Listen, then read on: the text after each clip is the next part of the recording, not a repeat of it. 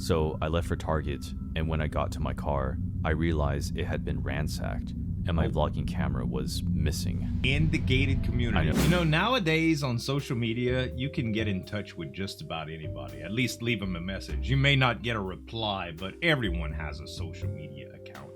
And for those people that have monetized access to them, there are various services that do it. Everything from paying special prices on Patreon to get exclusive access to people's content or message with them, all the way to something more recent like OnlyFans.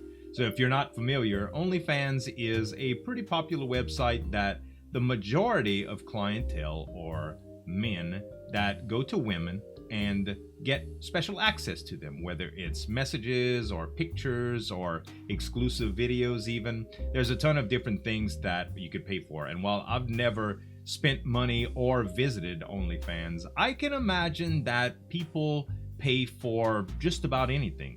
I have a Patreon account for my gaming channels, and a long time ago, I remember quite a few people offering me significant amounts of money to make videos with me and all sorts of things that did have nothing to do with the perks that I listed on Patreon. So I'm an old school guy, and I know that you can't ever get a yes unless you ask, right? The answer is always no unless you ask, and if you never ask, you'll never know. So I didn't have any problem with people asking for that, but at times there were a couple of people that were pushy. Now, granted, some of these websites kind of insinuate that there's an exchange of some sort. You pay me, I give you something back. Traditional business model, right?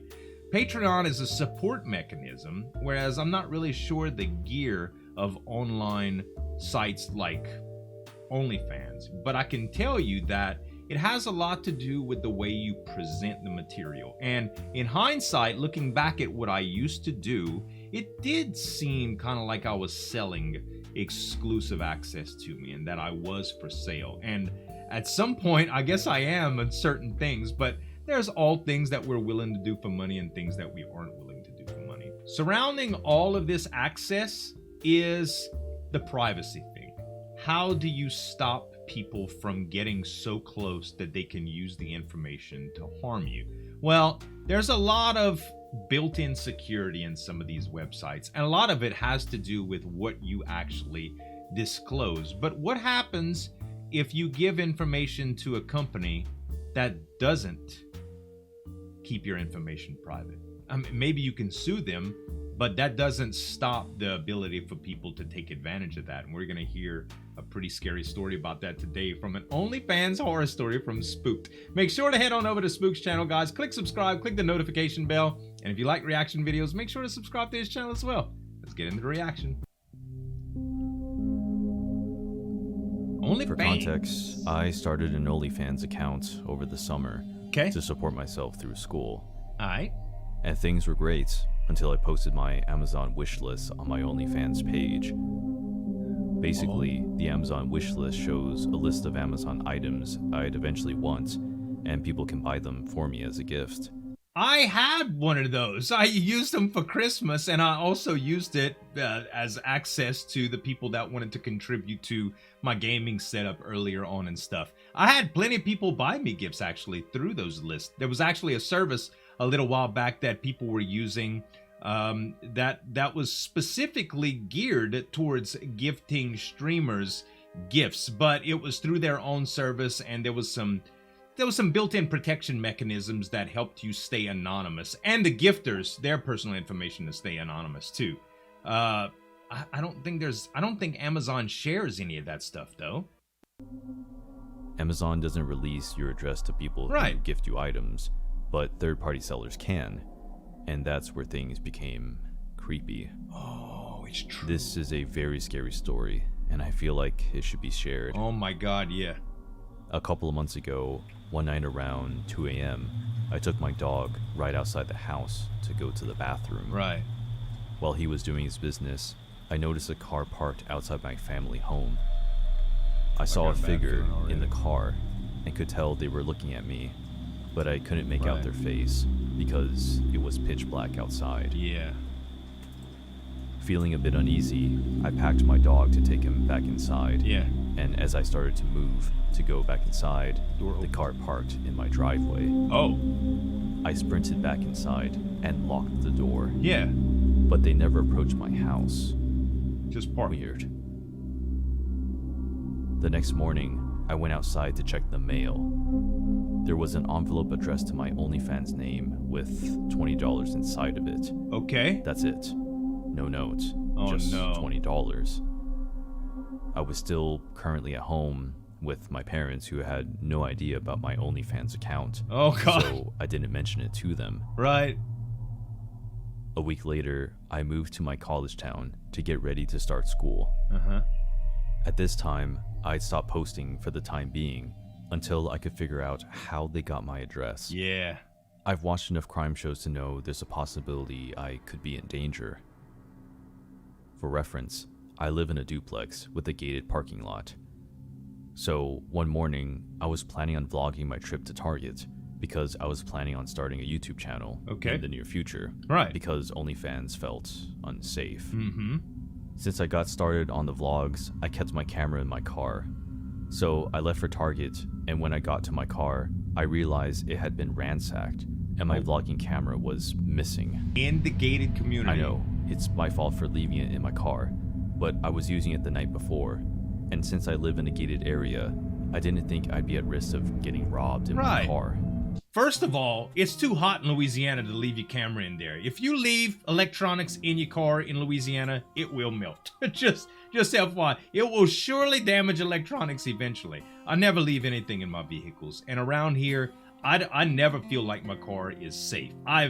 Don't get me wrong, I've had my car broken into a couple of times before in different areas, never this one, so it's never happened in my own neighborhood or whatever. But y'all, desperate people, they do whatever they need to do to survive. And if they see something in plain sight, I always tell my wife, like, don't leave your keys in the console. We'll often drive somewhere together, like a restaurant or whatever, and she has her keys in her pocket. And because women don't really keep a whole lot of stuff in their pockets, she'll put her keys on my dash, like on my console. And I'm like, no, you hide them things, girl. That gives somebody an excuse to break the window and get it. And once they have it, maybe they know where we live. Maybe they don't. Maybe they stole some mail or an insurance card out my dash. And now they know where we live and where your vehicle's at. Don't do that. It wasn't in plain sight either. Right. I had hidden it in my glove box. Okay, well, at least you used did that that. camera to film my content, and the SD card that was in there had all of my unreleased photos and video footage if I ever decided to make a channel. So somebody From targeted that, you. I knew they stole my camera just for the SD card. Probably the same person Luckily, from the OnlyFans. there are security cameras all around college campus, so a couple of days, I was able to watch the video recordings of exactly what happened that night. On the Might not know recordings, who it is, though. it was around 1 p.m. Okay.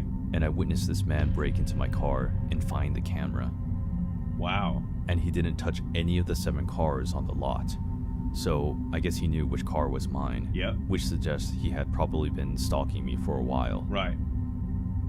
After he got the camera, he walks around the duplex until stopping near my window. The bedroom faces an outside street, and my blinds are broken, so it's very easy to see in. I have a curtain, but it doesn't cover my window all the way. This person moved towards my bedroom window and stood there to watch me sleep. Oh my god, We sped up dude. the footage ×4 and see him standing there for 2 hours. What?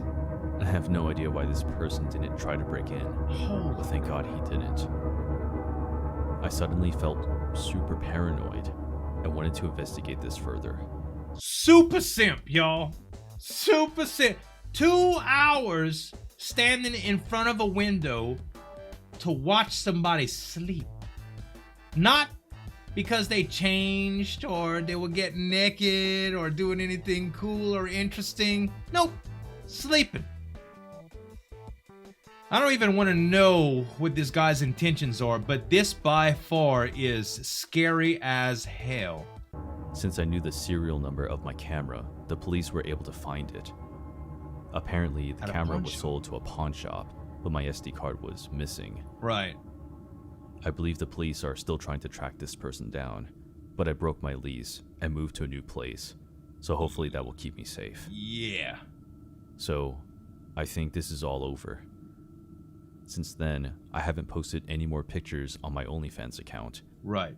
But given that a guy became obsessed with me to the point of tracking down my address and watching me in my sleep, I don't know if starting a YouTube channel would be a good idea.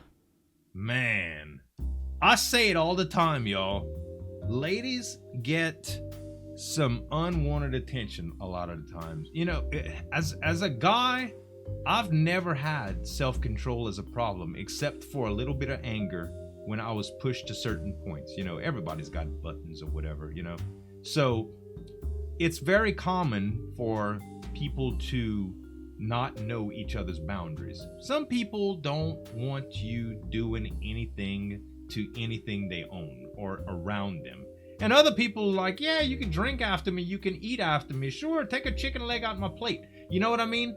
So you never really know someone's boundaries. And a lot of people are more comfortable with different amounts of access than you are, you know, and you have to realize that, and it's better to ask. So you don't really know. In the case of this guy, we don't know if he was crazy, if it was malicious intent or just curiosity.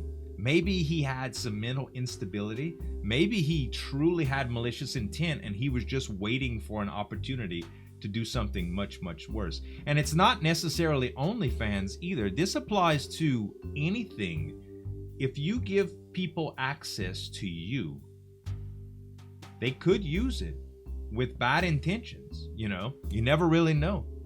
Y'all be careful out there, guys. I'm gonna be careful too. And if you ever see any of your friends or people that you follow making mistakes, tripping up about revealing too much information online or to people that you're scared of, sort of like if you saw one of your friends dating someone that you thought was bad for them, you'd put a bug in their ear. You'd tell them you didn't think that that they could be in danger. Of course you would. Do that for your fellow friends. Some people, sometimes you don't realize, you know, what you're doing, what you're disclosing. Be careful out there, guys. Spooked, chilling story, buddy. Thank you for very, very much for giving me permission to react to your stories. I really love them. Make sure to check Spooked's channel out right there, guys, and another couple videos that I reacted to him from right here too. Thanks so much for watching. As always, this is Zueljin signing off, and we'll see you next time.